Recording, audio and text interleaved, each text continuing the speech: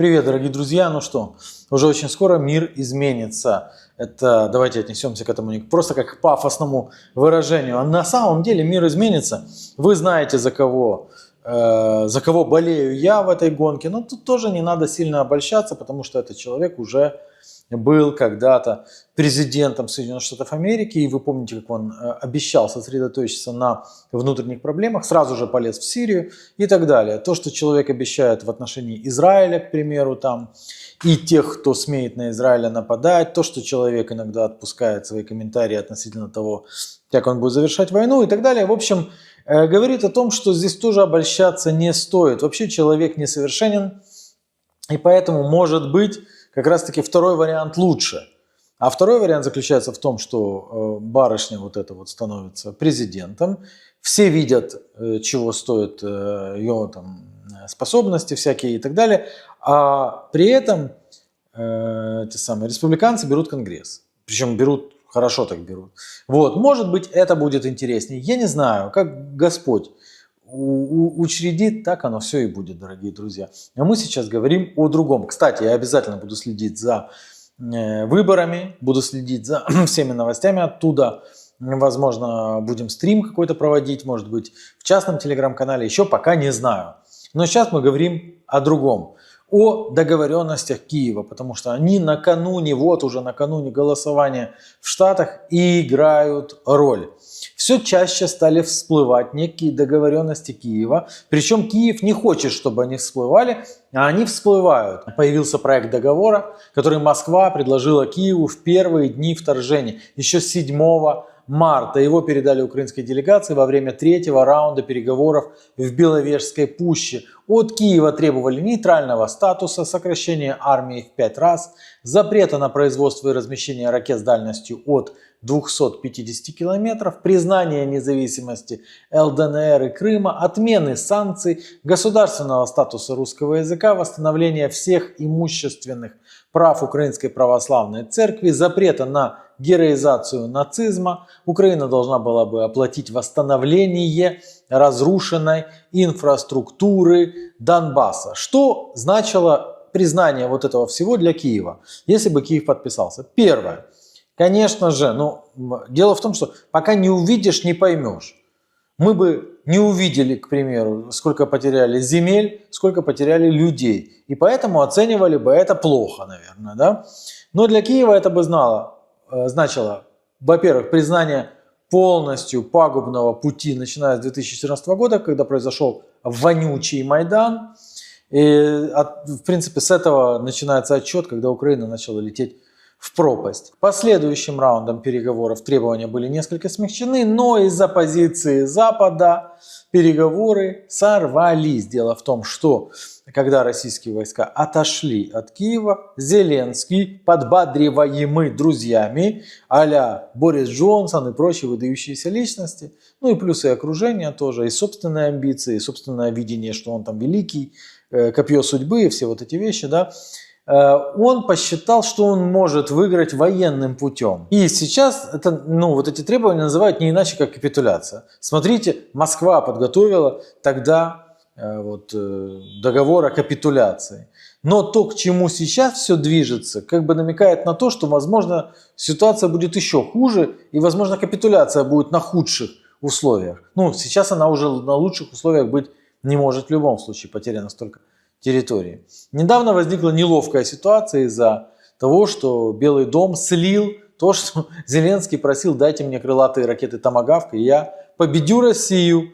Требование изначально было абсурдное, потому что мало того, что их не с чего пулять, потому что нужны платформы, которых нет у Украины, морские.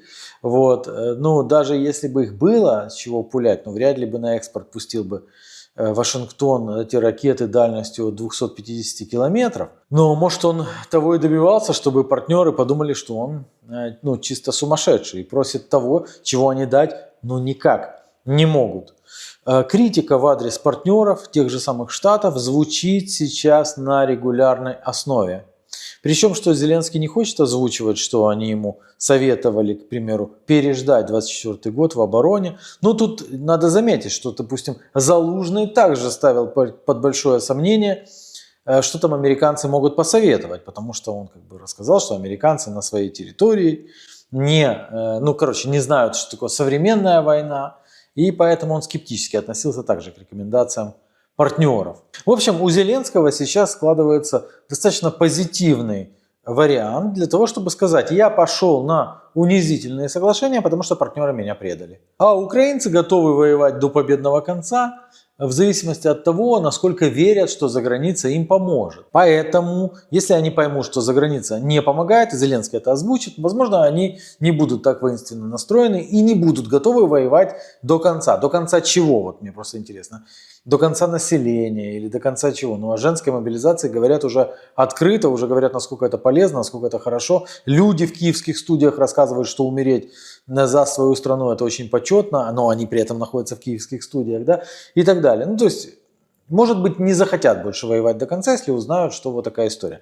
Тут еще один пацер получился с Катаром, потому что была слита информация о том, что Киев хотел договориться с Российской Федерацией через посредничество Катара о взаимном прекращении ударов по энергетике. Напомним, что если верить западной прессе, эта сделка прорабатывалась летом, несмотря на публичное опровержение функционеров вроде министра энергетики Галущенко. Но потом Банковая решила усилить переговорные позиции путем нападения на Курскую область. Насколько это получилось, вы сегодня видите по карте, что происходит. И они подумали и решили, надо вернуться опять к этой сделке. Но не получилось, значит, надо опять вернуться к сделке. И вот недавно Financial Times вновь сдули пыль с этой темы и написали о том, что по линии разведок консультации продолжаются. По всей видимости, в Киеве понимают, что еще пара-тройка вот таких вот обстрелов десятками ракет и дронов, и плакала атомная генерация. Замечено, что уже 2 месяца ВКС Российской Федерации не используют сверхзвуковые ракеты X-101. Как будто бы их откладывают для чего-то, с учетом того, сколько уже Россия может их выпускать, то их там поднакопилось серьезное количество. И если их копят к какому-то дню X, то этот день X может стать концом украинской энергетики вовсе.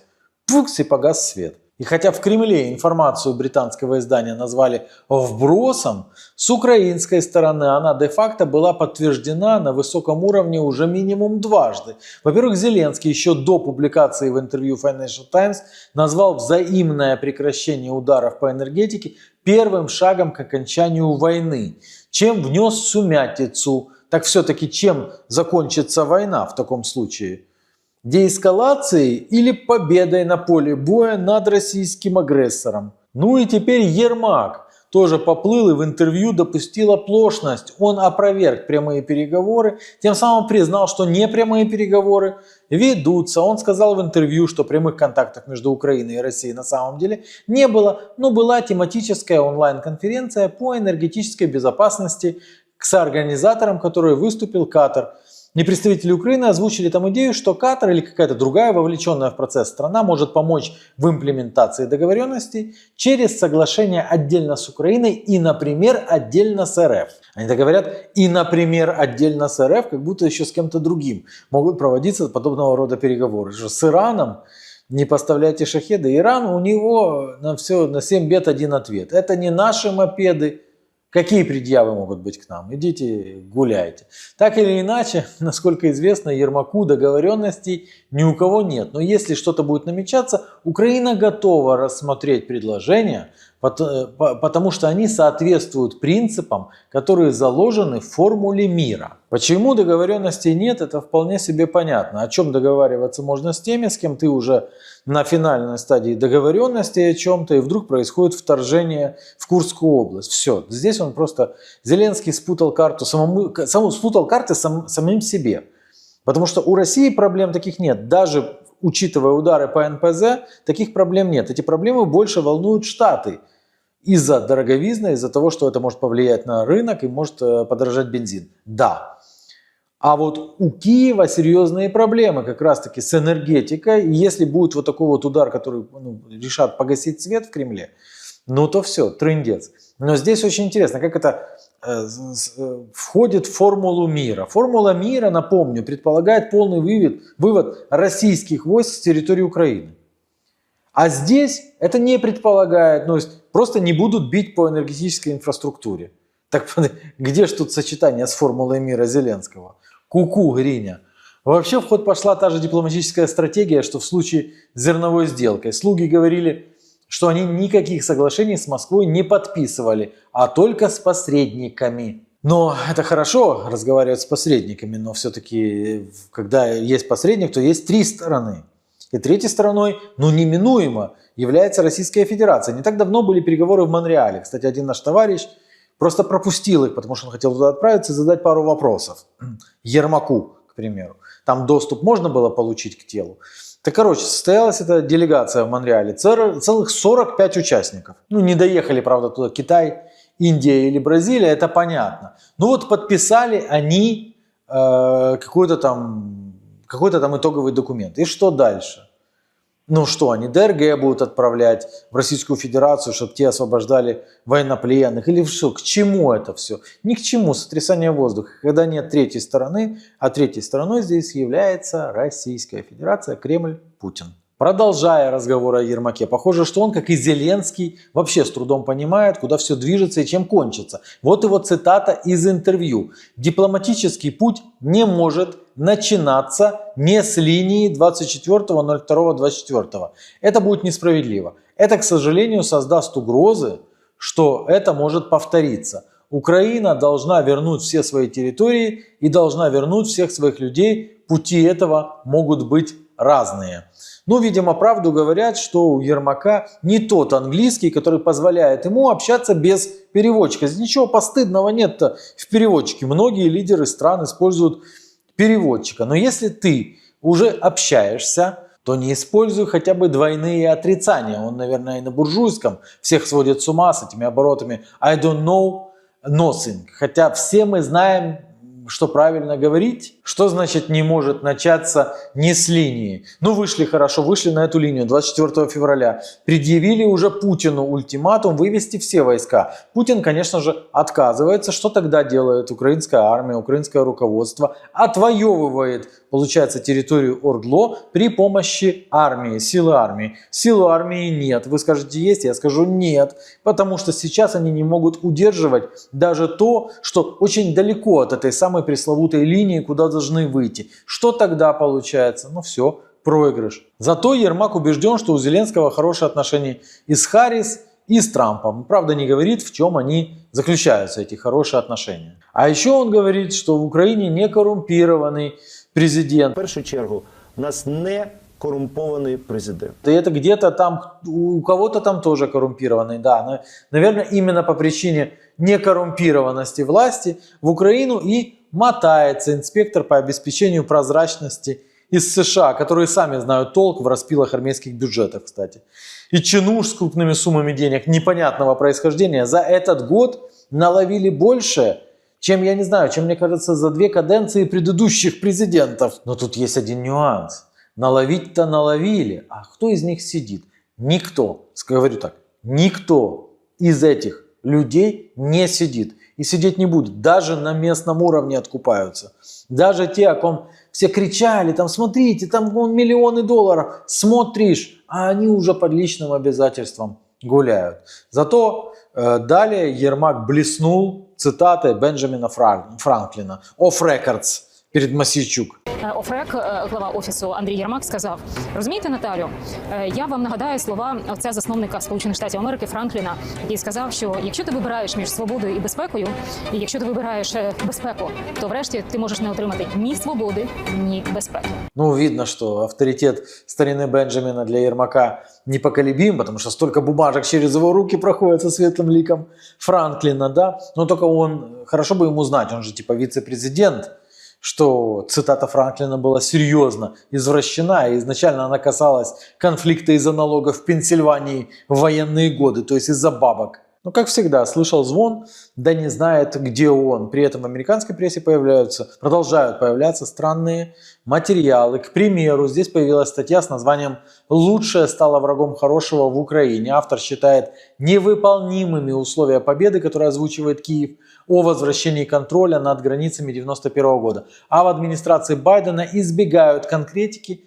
как должна выглядеть победа. Зеленский же выступил со своим планом, который не предлагает реалистичного сценария, а только демагогию в духе «Россия должна навсегда потерять контроль над Украиной, не иметь контроля». Это не план победы, а рецепт продолжения войны. Если союзники Киева оставят его, это может оказаться рецептом поражения. Вместо того, чтобы цепляться за несуществующее, Вашингтон мог бы смириться с чем-то более правдоподобным, например, определить в качестве победы сохранение Украины суверенитета, независимости, право выбирать союзы. Это то, что я вам и говорил, это типа хороший выход из плохого конца. Но и, конечно же, телемарафон надо подключить и всех, которые расскажут, что это является победой. Но офис президента, во-первых, ему нужна именно война. Никакие мирные соглашения не получатся, потому что с прекращением войны может начаться уголовное преследование самого офиса президента. И на сегодня нам это кажется невозможным, потому что вся полнота власти сосредоточена в одних вот этих вот ручонках Зеленского. А завтра кто его знает, что оно может быть, потому что еще из фронтов прихромают всякие радикальные, и всех возможно купить, как вот многих удалось купить, да, всех купить, возможно, не получится. Люди голодные, люди злые. А во-вторых, Кремль, для которого вступление Украины в НАТО все равно остается красной линией, не примет никаких этих условий. Пока что там, скорее всего, рассчитывают на инициативу команды Трампа заморозить войну без приглашения Киева в альянс. А это для Киева еще фатальнее, потому что они заморозили войну, они прекратили ее, да еще и не получили никаких гарантий безопасности, коим должен выступать, ну якобы, да, должен выступать там блок НАТО. Вот, поэтому Киев с этим тоже не согласен, и пока что подвешенное состояние, я вам гарантирую, ничего не разведнеется после выборов, если в этих выборах победит Камала Харрис. Тогда все, возможно, будет ехать по старым рельсам, но просто фишка в том, что конечное не видно. Абсолютно не видно конечное. Все эти договоренности, еще что-то такое похоже, что вы знаете, что больше Вашингтону уже это хочется. Ну все, давайте, миритесь. Помните вот эту вот историю, да? А Киев это не устраивает при любом раскладе. Поэтому мне кажется, что для Зеленского скоро будет... Ибо он начинает мешать. Из-за того, что он боится потерять власть, из-за того, что он боится потерять сейчас потоки, которые возможны только под прикрытием войны, он не соглашается на мир. Не потому, что он там хочет там кого-то победить, он перхоть победить не может свою. Вот. Поэтому Зеленский должен очистить путь. Иначе он закопает в землю еще миллионы украинцев. Пока. Ma femme et moi étions mariés depuis 20 ans. Je pensais sincèrement avoir trouvé la personne avec qui je passerais le reste de ma vie. Et j'étais très reconnaissant envers elle.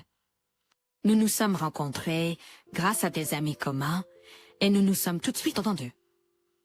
Mon ami n'arrêtait pas de me dire qu'il connaissait quelqu'un avec qui je m'entendrais bien, et il avait raison. Quand nous nous sommes retrouvés, c'était pas vraiment un rendez-vous officiel. Nous étions juste en train de traîner chez mon ami en jouant à des jeux de société. Ma femme était bizarrement compétitive et je trouvais ça adorable, alors je lui ai demandé de sortir avec moi après.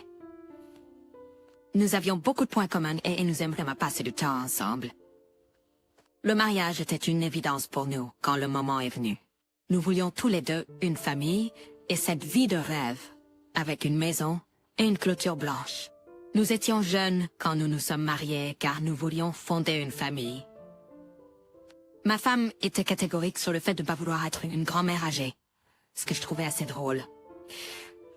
Elle voulait pouvoir suivre le rythme de nos enfants et petits-enfants.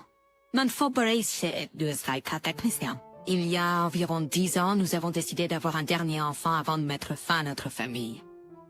Les 4 enfants que nous avions étaient incroyables, mais ma femme voulait vraiment une fille.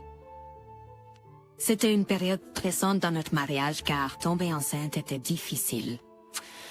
C'était encore plus stressant quand ma femme a fait une fausse couche, environ 3 mois après avoir appris qu'elle était enceinte. Toute la famille était dévastée. Même si nous étions tous bouleversés, nous sommes restés unis et avons honoré l'enfant que ma femme a perdu. Ma femme a été plus affectée que quiconque dans la famille, mais quoi qu'elle dise ou fasse, j'étais là pour l'aider. Je mentionne cela car, quand les rôles ont été inversés, ma femme était complètement absente pour moi. L'année dernière, d'un accident de voiture, un très grave accident de voiture, de nombreux œufs dans mon coq. Tous les médecins ont dit que c'était un miracle que je sois en vie. Même si j'ai observé que y a des choses dans mes pockets jamais les mêmes, Val. Je suis paralysée de la taille vers le bas à cause de dommages à la colonne vertébrale que j'ai subis. Avant de me rétablir, j'avais 2 bras cassés et une fracture du cou. Je pouvais à peine faire quoi que ce soit par moi-même. Après l'accident, j'avais besoin du soutien de ma famille pour m'aider à fonctionner. Je pouvais penser, ressentir et mais je ne pouvais même pas aller aux toilettes tout seul. C'est là que les vœux dans la santé et la maladie prennent tout leur sens. Quand ma femme a eu du mal après la fausse couche, j'étais là à chaque étape. Quand je ne pouvais littéralement pas me nourrir moi-même, elle s'est éloignée de moi et a laissé mes enfants s'occuper de moi. Il m'a fallu beaucoup de temps et de rééducation pour arriver là où je suis aujourd'hui. Je serai en fauteuil roulant pour le reste de ma vie, ce à quoi je m'habitue petit à petit. Une fois que j'ai pu sortir du lit et me déplacer dans la maison, j'ai commencé à remarquer que quelque chose n'allait pas. En plus de m'éviter comme la peste, ma femme était très secrète sur beaucoup de choses dans sa vie. Par exemple, quand elle allait faire les courses, elle disparaissait pendant 4 heures. Quand elle recevait un appel, elle répondait en secret et s'excusait pour prendre l'appel dehors. Pendant tout le temps que nous avons été mariés, elle n'avait jamais rien fait d'elle. En plus de ça, elle était très obsédée par son apparence. Elle se maquillait partout où elle allait, s'assurait que ses cheveux étaient bien coiffés et s'habillait bien. Je ne comprenais pas pourquoi un trajet de 20 minutes jusqu'au supermarché nécessitait tout ça. Mais je n'ai rien dit. Pendant que j'étais alitée, je ruminais mes sentiments à propos de son manque de soin envers moi. J'avais l'impression qu'elle m'avait abandonnée et j'avais beaucoup de problèmes avec ça. Chaque fois que j'essayais de lui en parler, elle se refermait complètement. Alors j'ai fini par arrêter. Une nuit, elle devait être chez sa sœur pour l'aider à ranger des affaires de leurs parents. Quand elle est partie, elle m'a dit qu'elle ne serait partie que quelques heures et elle serait de retour à temps pour préparer le dîner. Nos enfants ne cuisinaient pas vraiment à l'époque. Notre aîné avait 17 ans et il avait un travail qu'il faisait la plupart des soirs et les autres avaient moins de 13 ans. Aucun d'entre eux n'avait vraiment développé de compétences culinaires en si peu de temps sur Terre. Je ne pouvais pas cuisiner dans mon état, donc nous comptions sur ma femme pour nous préparer à manger. Le thé avec ma femme n'est pas fin. Je commençais à m'inquiéter, alors je l'ai appelée, mais elle n'a pas répondu. J'ai appelé sa sœur pour lui demander si elle était là, et elle a confirmé que oui. Elle a mentionné que ma femme avait bu du vin et qu'elle s'était endormie sur le canapé. J'étais agacée qu'elle ait simplement passé la nuit chez sa sœur sans me le dire, mais j'étais content qu'elle soit en sécurité. Nous avons fini par devoir nous faire plaisir et commander à manger ce soir-là, ce que nous essayons d'éviter car nous étions sur un budget serré puisque je ne pouvais pas travailler. Le lendemain, ma femme est rentrée à la maison et elle avait l'air négligée. J'ai fait quelques blagues sur le fait qu'elle a dû passer une mauvaise nuit à boire, mais je ne voulais pas causer de problème si elle se sentait malade ou avait la gueule de bois. C'était pas un gros problème, jusqu'à ce que ça se reproduise. La deuxième fois, c'était une situation très similaire. J'étais compréhensiblement agacée et frustrée que ma femme ait laissé quelque chose comme ça arriver 2 fois. Je pouvais comprendre, passer la nuit chez sa sœur et boire un peu de temps en temps, mais devenir complètement ivre au point de s'évanouir était une autre histoire. D'immature que négligent. Avec tout ce qui se passait, j'ai commencé à soupçonner que ma femme faisait autre chose. Je n'avais aucune raison de croire qu'elle n'était pas chez sa sœur quand elle me l'a dit, mais je pensais aux heures supplémentaires qu'elle passait quand elle était censée faire les courses ou faire des courses. Si elle avait une liaison, elle aurait amplement le temps de le faire. Un jour, quand elle est allée au supermarché, je suis allée au supermarché et j'ai échangé de téléphones avec ma femme. Nous avions tous les deux le même téléphone, mais pour une raison étrange, elle refusait de mettre une coque sur le sien. Alors, pendant qu'elle avait le dos tourné, j'ai enlevé la coque de mon téléphone et je l'ai mise sur le sien. Mon plan a parfaitement fonctionné et elle est partie de la maison avec mon téléphone dans son sac à main. Une fois assez loin, j'ai déverrouillé son téléphone et j'ai commencé à le fouiller. À ma grande surprise, j'ai trouvé beaucoup de preuves compromettantes sur ma femme. Elle avait téléchargé une application de rencontre et parlait à plusieurs hommes dessus. Dans sa bio et ses messages, elle mentionnait être récemment divorcée et cherchait du bon temps. Elle avait même échangé des numéros et des messages flirtants avec ces hommes. Il était clair, d'après le contexte, qu'elle avait rencontré certains d'entre eux. Ce qui m'a le plus choqué, c'est de voir un message d'une personne que je connaissais, du travail. J'ai été humiliée de voir qu'ils étaient ensemble. Il a envoyé un message à ma femme et s'est excusé de ne pas avoir su pour notre divorce. Ma femme a menti en disant que c'était récent et qu'il gardait ça secret. Ils ont tous les deux admis être attirés l'un par l'autre depuis un moment. L'homme du travail était marié à une autre de mes collègues, rendant cette situation encore plus scandaleuse. La partie la plus déchirante a été de réaliser que ma femme avait commencé à envoyer des messages à ces hommes seulement une semaine après mon accident. Au lieu d'être là pour moi pendant ma convalescence, elle se faufilait et me trompait. J'étais furieux quand j'ai découvert tout ça. Elle avait complètement ignoré nos vœux de mariage et m'avait traité comme si je n'étais rien. Je lui avais donné 20 ans de ma vie en me dévouant à elle, et elle m'a trahi. J'ai rassemblé autant de preuves que possible de son téléphone et les ai envoyées par email pour les utiliser dans mon divorce. Je la divorce, mais je voulais aussi me venger. Je voulais révéler sa véritable nature au Messavand. Elle n'était pas la femme aimante et dévouée que tout le monde pensait qu'elle était. Je voulais lui arracher son masque et révéler ses vraies couleurs. J'ai remis son téléphone là où je l'avais trouvé pour qu'elle ne se doute de rien. Quand elle est revenue des courses, j'ai fait semblant de ne rien savoir. Elle n'est revenue qu'avec quelques sacs de courses après être partie pendant 5 heures. J'avais en fait un anniversaire qui arrivait et avant de découvrir son infidélité, j'avais prévu une fête pour retrouver des amis et des collègues. Cela faisait un moment que je n'avais pas vu beaucoup d'entre eux, alors j'ai pensé que ce serait une bonne occasion de rattraper le temps perdu. Cependant, mes intentions pour la fête avaient complètement changé maintenant. Après avoir découvert qu'elle me trompait, tout a changé. J'ai quand même organisé la fête, et je me suis assurée qu'elle invite tout le monde de mon bureau, ainsi que notre famille et nos amis. La fête, c'est tous bien. Les gens me demandaient comment j'allais, et ma femme était d'accord avec eux, en souriant. J'ai même entendu qu'elle commentait à quel point le chemin vers ma guérison avait été difficile pour nous tous. C'est ce qui m'a vraiment mis en colère. C'était exaspérant d'entendre qu'elle prenait le crédit pour ma guérison, alors qu'elle n'y était pour rien. Je l'ai immédiatement confrontée à ce sujet. Certaines personnes dans la foule étaient inquiètes de notre dispute, mais elles écoutaient juste curieusement. Quand j'ai remarqué que tout le monde écoutait, je me suis retournée et j'ai expliqué que ma femme n'était pas là pour moi. Au lieu de ça, elle était dehors en train de coucher avec des hommes aléatoires et mon collègue que j'ai désigné du doigt.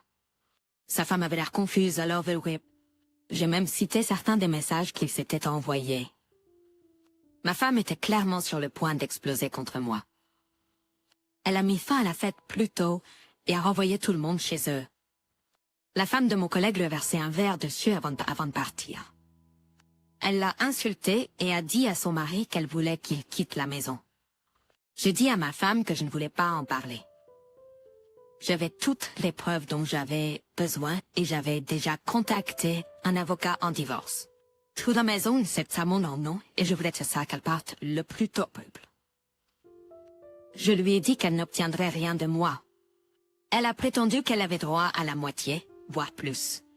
Mais la bataille du divorce est arrivée. Je suis partie avec tout ce que je possédais, parce qu'elle a trompé, elle n'avait pas droit à un centime de mon argent. La garde des enfants a été facile, car nos enfants la détestaient pour tout ce qu'elle avait fait. Ce n'était jamais mon intention, mais ils ont vu une femme qui avait trompé leur père, gravement blessé, et ne voulait rien avoir à faire avec elle. Je ne pouvais pas leur en vouloir, même si j'espère qu'ils lui pardonneront un jour et auront une relation avec elle. Il s'avère que sa sœur la couvrait les nuits où elle prétendait être inconsciente chez elle. Sa sœur l'a même encouragée à chercher des relations extra-conjugales. Apparemment, ma femme se plaignait de ne plus pouvoir coucher avec moi, alors sa sœur lui a donné des informations sur les applications de rencontres. OP, tout d'abord, je suis heureux d'apprendre que vous remettez de votre accident. Il semble que vous ayez encore un long chemin à parcourir, mais vos enfants sont là pour vous soutenir et vous aider. C'est déchirant d'entendre à quel point votre femme était absente pendant votre établissement. Elle était censée être quelqu'un sur qui vous pouviez compter pour prendre soin de vous en ces temps-là, mais elle était introuvable. C'est décourageant d'entendre que votre belle-sœur l'a encouragée à vous tromper si peu de temps après votre accident. Non pas que ce soit jamais acceptable, mais seulement quelques mois après avoir échappé de justesse à la mort, c'est méprisable. Je suis content que vous ayez gagné dans le divorce, et que vos enfants soient de votre côté pour tout. Ils ont probablement vu les mêmes choses que vous. Vos enfants n'auraient pas dû être forcés d'être vos principaux aidants. Ce ne sont que des enfants. Votre femme a été extrêmement égoïste dans ses actions, et il semble vraiment qu'elle mérite tout ce qui lui revient à ce sujet. Je vous souhaite le meilleur, ainsi qu'à vos enfants. J'espère que vous pourrez passer à autre chose et vous remettre rapidement de vos blessures. Maintenant, passons à notre prochaine histoire. Ma femme et moi étions mariés depuis 25 ans avant de divorcer. Nous avons eu nos difficultés, mais nous avons toujours réussi à surmonter tout et à en sortir plus fort. Aucun de nous ne voulait d'enfants quand nous nous sommes rencontrés. Nous étions très concentrés sur nos carrières et nous voulions nous assurer de pouvoir vivre des vies heureuses avec une quantité modérée de richesse. Environ 5 ans après notre mariage, ma femme a changé d'avis. Après mûre réflexion, nous avons décidé d'essayer d'avoir un enfant. Cela s'est avéré être la meilleure décision de notre vie. Nous avons eu une petite fille. Pour le bon de cette histoire, appelons-la Emily. Elle a été la lumière de nos vies depuis sa naissance. Admettons-le, nous l'avons peut-être un peu trop gâtée. Elle était fille unique et nous voulions nous assurer qu'elle est tout ce qu'elle voulait. Cela dit, elle avait toujours des responsabilités à prendre en charge avant d'obtenir des choses. Quand Emily est partie à l'université, ce fut l'un des jours les plus difficiles de notre vie. Tout ce que nous avions fait ces 18 dernières années était dédié à notre fille. Et elle était partie. Nous savions que c'était juste une étape pour elle et que ce n'était pas la fin de notre relation, mais c'était quand même un peu difficile. Après sa première année à l'université, nous nous étions habitués à son absence. Elle nous manquait toujours, et nous apprécions le temps passé ensemble lorsqu'elle rentrait pour les vacances.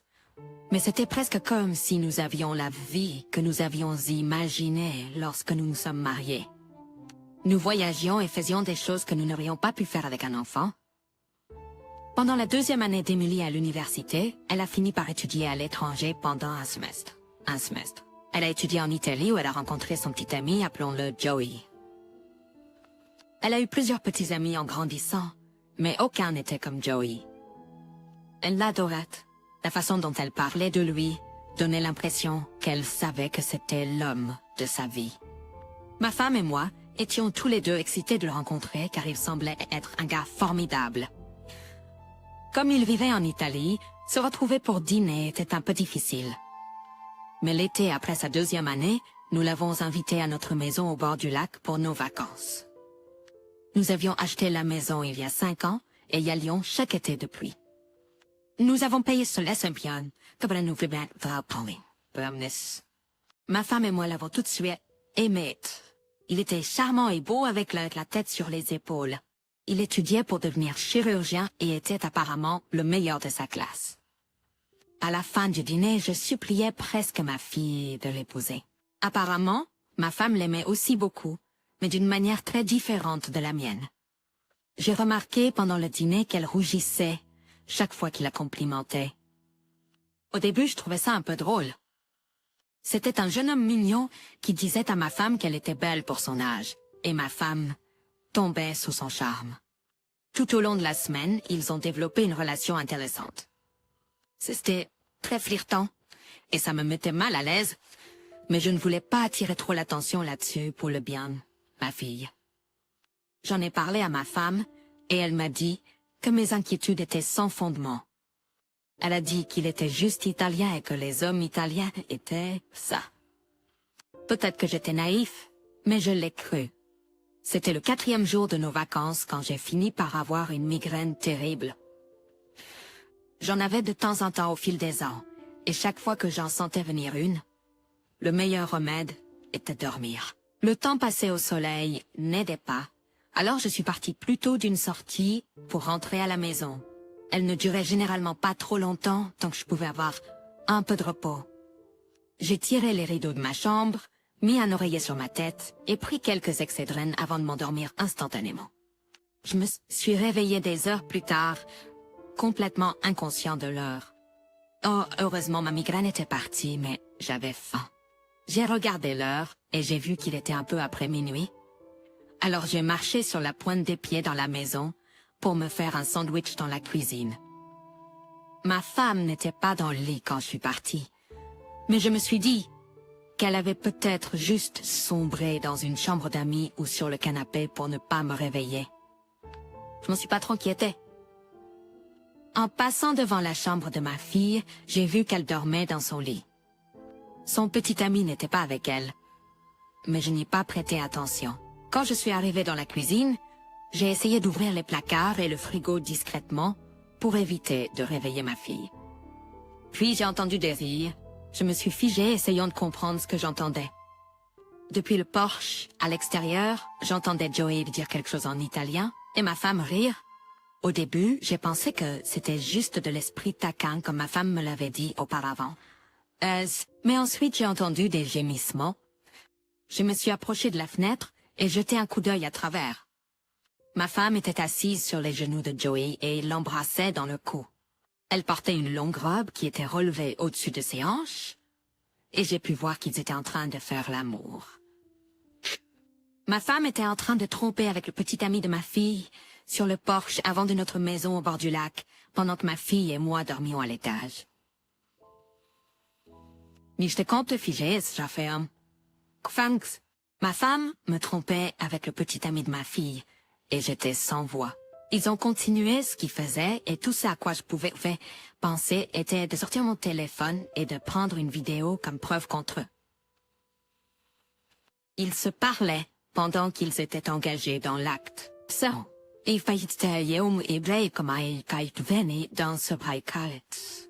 cela m'a fait penser que peut-être ce n'était pas la première fois qu'ils étaient ensemble. Je suis simplement remontée à l'étage et j'ai essayé de réfléchir à quoi faire. Si ce n'était pas la première fois qu'ils étaient ensemble, cela ne pouvait pas être une erreur due à l'alcool. Même dans ce cas, c'est inacceptable. Mais peut-être serait-ce plus facile à digérer si je savais qu'ils n'étaient pas dans leur bon esprit. Le faire 2 fois est extrêmement intentionnel. Alors que j'étais allongée dans mon lit, je les ai entendus se diriger vers le sous-sol. Et il y avait un peu de bruit alors qu'ils marchaient dans l'obscurité et se dirigeaient vers la porte. Cela ressemblait presque à un intrus. C'est alors que j'ai eu l'idée lumineuse de les surprendre en flagrant délit.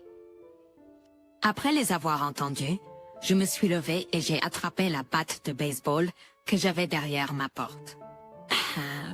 Je suis entrée dans la chambre de ma fille et je l'ai réveillée rapidement, lui disant que j'avais entendu quelque chose dans le sous-sol. J'ai dit à Faye de rester où elle était, mais je savais qu'elle n'allait pas le faire. J'ai descendu les escaliers sur la pointe des pieds, faisant semblant de penser que j'allais devoir utiliser ma batte pour combattre un criminel. Ma fille était juste derrière moi, jetant un coup d'œil pour voir ce qui se passait. Nous sommes arrivés au sous-sol et toutes les lumières étaient allumées. Nous avons entendu Joey et ma femme faire l'amour avant de voir quoi que ce soit. Il ne faisait presque aucun effort pour être discret. C'était presque comme s'il voulait être pris en flagrant délit. Lorsque nous les avons vus, ma fille et moi avons crié sur eux. Ils étaient complètement nus et il n'y avait absolument aucun moyen de nier ce qui se passait. Tout de suite, j'ai regretté d'avoir réveillé ma fille pour ça. J'aurais dû être celui qui les a surpris et j'aurais dû la protéger de ce qu'elle a vu. Mais je n'y ai pas pensé. Ils ont essayé de se couvrir et d'expliquer ce qui se passait, mais c'était juste des bavardages sans sens. Ma fille est partie en trombe et je l'ai suivie. Nous avons tous les deux commencé à faire nos valises pour rentrer chez nous. Nous ne nous soucions pas de ce qui arrivera à Joey ou à ma femme. Nous devons juste sortir de cette maison. Ma femme a essayé de me dire que c'était une erreur, mais je lui ai juste dit de me laisser tranquille. J'avais beaucoup de choses à comprendre et je n'avais pas besoin qu'elle me parle pour me dissuader de ma décision. Ma fille et moi sommes rentrés chez nous en silence, tous les deux terriblement bouleversés par ce que nous avons vu.